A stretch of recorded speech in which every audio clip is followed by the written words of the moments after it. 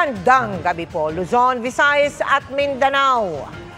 Personal na humarap si Gretchen Barreto sa Justice Department para maghain ng kontrasalaysay kaugnay ng mga hinaharap na reklamo dahil sa pagkawala ng mga sabungero. Humarap din sa panel of prosecutor ang kapwa-akusadong si dating NCRPO Chief Jonel Estomo. Wala pa silang kontrasalaysay ng negosyanteng si Atong Ang. Ayon sa kampo ni Ang, kulang-kulang ang mga ebidensya at dokumentong ipinadala sa kanila ng PNP. Nakatutok si Salima Refran.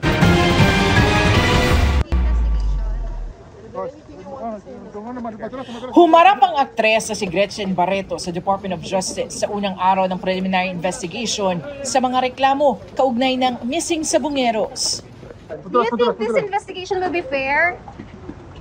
I trust. Pinangalanan si Barreto ng whistleblower na si Julie Dondon Patidongan bilang isa sa mga sangkot sa kaso ng pagkawala na mahigit 30 sabungero mula 2021 hanggang 2022. Matipid naman sumagot si Barreto. Nagtitiwala po ba tayo sa proseso? Tayo po ay naniniwalang lalabas ang totoo. Ano po ang gusto nyong sabihin po sa publiko? Nothing for now. Yes. Thank you.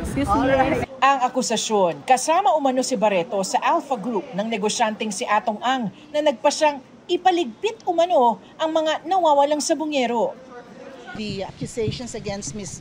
Barreto stands on nothing.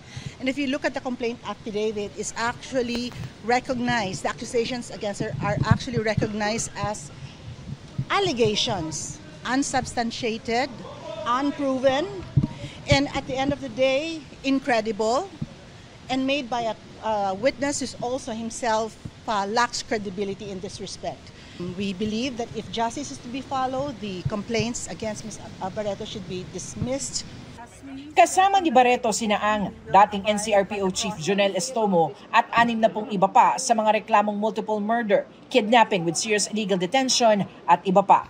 Sa kanila, tanging si Barreto lamang ang nakapagsumite ng kontrasalaysay. Paliwanag ng abogado ni Ang, kulang-kulang daw ang mga ebidensya at dokumentong ipinadala sa kanila. Yung pinadala sa aming 7 folder, dapat may nakasama na 7 USB. 7 USB na may mga lamang data na may relevance dun sa inaakusa sa mga respondent. Lumalabas ho kanina na hindi na isama yung 7 USB na yon. Aming inutusan ang PNP na isubmit yung mga sinasabing USB kasi hindi kumpleto ang unang naibigay. So ngayon, nangako ang PNP sa 29, magsasubmit sila ng mga USB na hinihingi ng mga respondent sa kasong ito. Humarap naman si Estomo sa panel of prosecutors pero hindi pa nagsumite ng kontrasalaysay. What do you want to say about this po? Ano po ang gagawin niyo po ngayon dito, sir? No comment, ma. Nakatakda ang susunod na preliminary investigation sa September 29. Samantala, itinanggi ng kampo ni Ang na may kinalaman sila sa tangkang panunuhol umano sa kamag-anak ng nawawalang sabungerong si John Claude Inonog para iatras ang kaso. Punto ng kampo ni Ang, hindi pa naman daw akusado si Ang sa kasong yun.